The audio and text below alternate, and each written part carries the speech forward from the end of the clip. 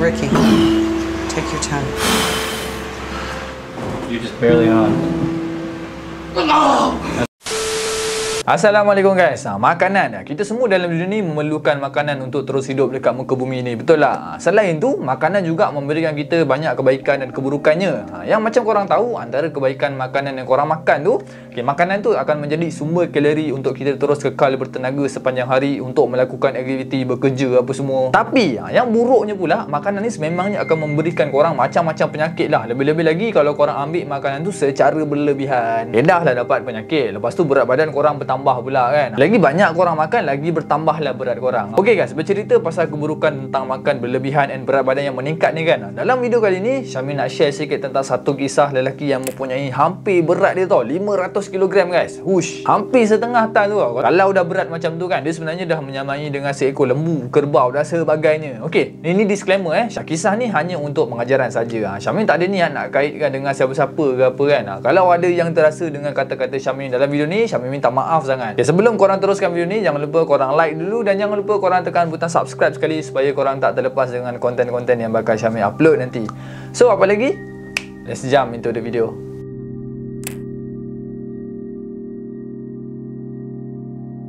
Ricky Naputi atau nama penuh dia Ricky Junior Naputi adalah seorang lelaki yang berasal daripada Kepulauan Guam milik Amerika Syarikat. Korang mesti jarang dengar nama tempat ni kan? Ya guys, Syamil sendiri pun tak pernah dengar tu sebelum ni.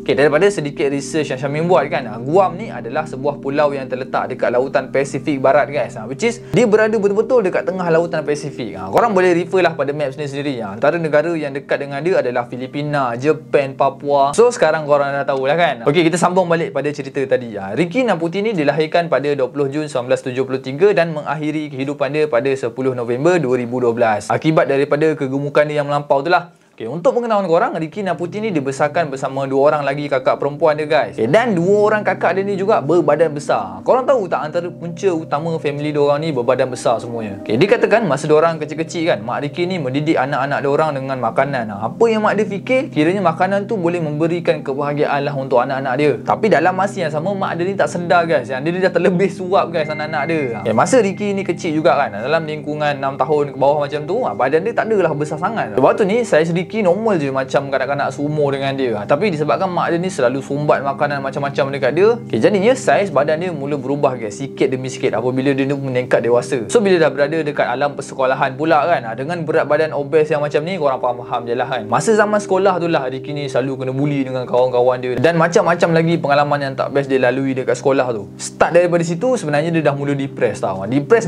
juga, makan tetap makan guys. Korang bayangkan lah masa umur Ricky baru mencecah 19 tahun je, berat dia dah jejak 320 kg guys. Tapi even dengan berat macam tu, waktu ni dia still lagi boleh berjalan guys. Kehidupan dia macam orang biasa je, cuma badan dia yang besar. Kemudian masa umur Ricky 26 tahun pula, dia ni bekerja sebagai seorang bonzer tau dekat sebuah kelab yang ada dekat Guam. Daripada apa yang diceritakan, time dia kerja dekat kelab ni lah, dia mula terjebak dengan dadah guys. Dia nak ambil dadah tu sebenarnya dia nak cuba untuk turunkan berat dia dengan hisap dadah tu. Tak pasti jenis dadah apa yang dia ambil waktu ni. Selama dia ambil dadah tu, berat dia memang berkurangan guys. Tapi benda tu tak berkekalan guys. Niat dia memang nak ambil dadah sebab dia ni nak turunkan berat badan dia je sebenarnya. So bila dah turun tu, serta-merta dia cuba untuk elakkan diri dia daripada bergantung kepada dadah semata-mata. Tapi malangnya, tak lama lepas tu bila dia dah tak bergantung dengan dadah tu kan, hari semakin hari dia ni tak dapat lagi dah nak kawal pemakanan dia. Korang tahu tak, lepas dia berhenti daripada dadah tu, berat badan Ricky meningkat dengan drastik sebanyak 226 kg.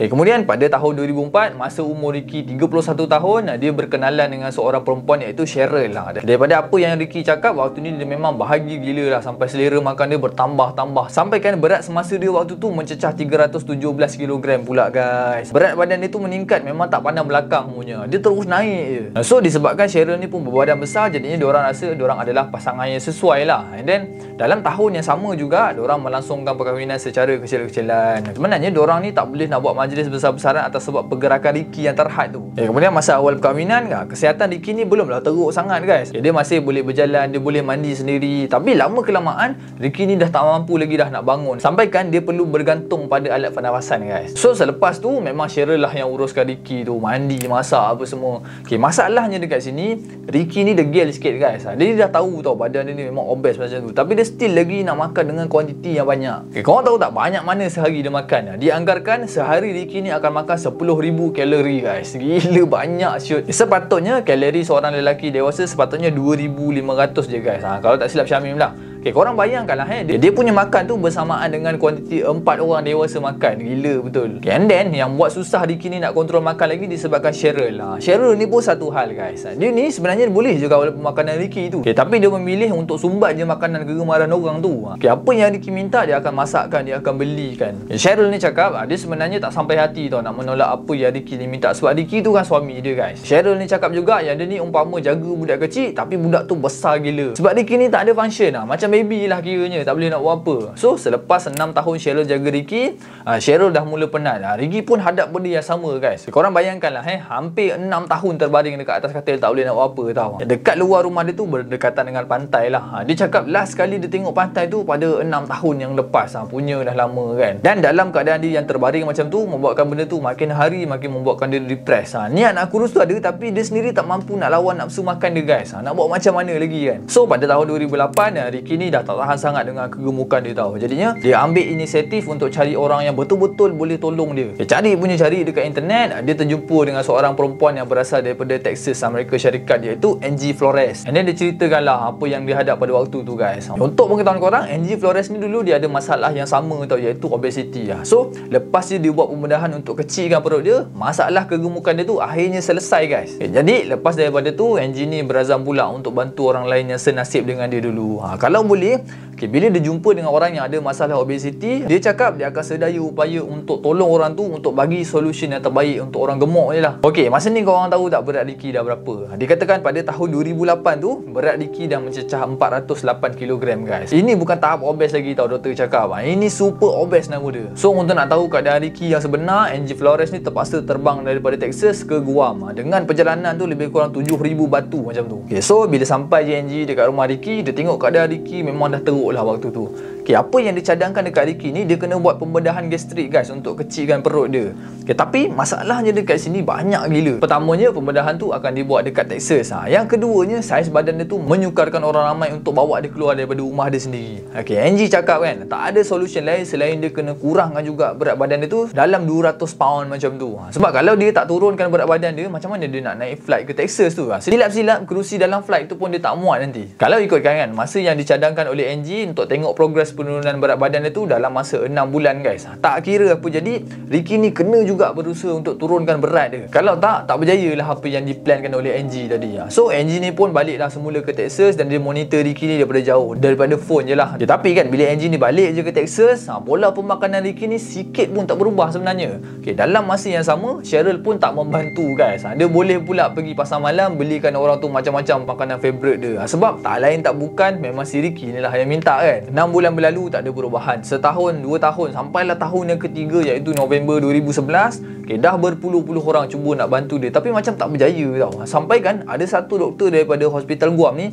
cadangkan supaya Ricky ni kena dipisahkan oleh isteri dia iaitu Cheryl. Weh, ini dah tahap bahaya dah ni kan. Sebab Cheryl juga antara salah satu faktor kegagalan untuk turunkan berat dia guys. Sampai macam tu sekali tau. Tak cukup dengan tu, korang tahu tak, doktor yang ada dekat hospital Guam ni terpaksa panggil Cheryl untuk pergi ke hospital untuk basuh si Cheryl ni cukup-cukup. Kali ni nampak macam Cheryl ni pula yang bermasalah kan. Lepas tu doktor suruh pula si Cheryl tu stay je dekat hospital tu, sebab dekat rumah dia doktor dah tinggalkan 4 orang perawat untuk jaga diet si Ricky ni. Okay, ada satu rakaman tu kan, dia tunjuklah conversation doktor Cheryl dengan Ricky yang tengah kena jaga dengan perawat dekat rumah. Okay, dalam video tu memang nampaklah yang Ricky ni memang marah gila sebab orang sekat pemakanan dia guys. Jadi waktu tu semua orang dah tahu dah, selain daripada Cheryl yang jadi punca, diri Ricky itu sendiri memang dah degil tahap nak mati punya. So akhirnya cadangan untuk bawa Ricky ke Texas sebelum ni terpaksa dilupakan guys, sebab jarak nak ke Texas tu memang terlalu jauh. Tapi takkanlah misi nak bantu Ricky ni habis macam tu je kan. Dah bertahun-tahun, dah banyak usaha demi usaha dah dibuat. Okay, benda dah separuh jalan dah sebenarnya. So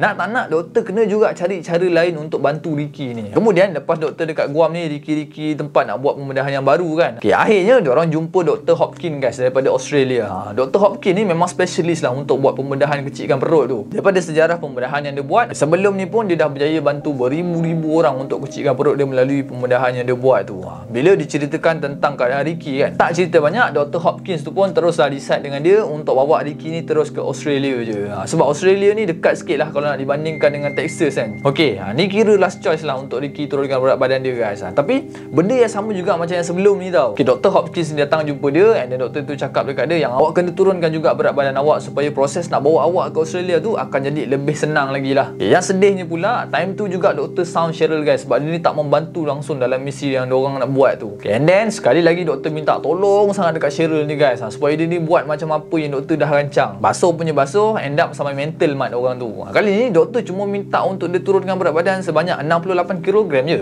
Lepas tu settle dah. Waktu tu doktor bagi masa 6 bulan juga macam tu untuk tengok progres penurunan berat badan dia.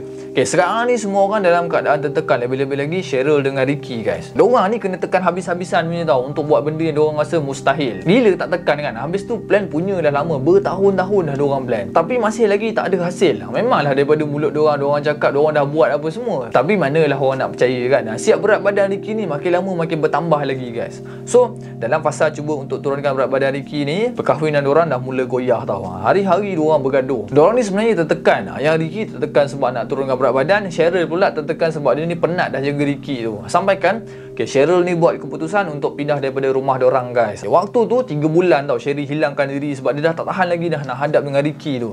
Kemudian selepas 3 bulan tu dia rasa macam kesian lah dekat Ricky ni kan, sebab selama ni memang dia seorang je yang jaga Ricky. Selama 3 bulan tu tak jadi apa dah dekat Ricky ni guys. And then Cheryl decide lah untuk balik semula ke rumah Ricky untuk jaga dia semula. Tapi tak lama guys, 6 bulan lepas Cheryl balik semula ke rumah Ricky, pada November 2012, pihak kecemasan dapat satu call daripada Cheryl guys yang mengatakan yang Ricky tak bergerak. Bukan setakat tak bergerak, dia langsung tak bernafas waktu tu. Rupa-rupanya sebelum dia mati tu dia dah makan pil secara berlebihan guys. Dan efek daripada overdose ubat tadi tu mengakibatkan dia ni tak boleh bernafas dan akhirnya meninggal dunia lah. Dalam masa ambulans nak datang rumah tu pun Cheryl sempat bagi CPR selama 10 minit, tapi benda tu still tak berjaya juga.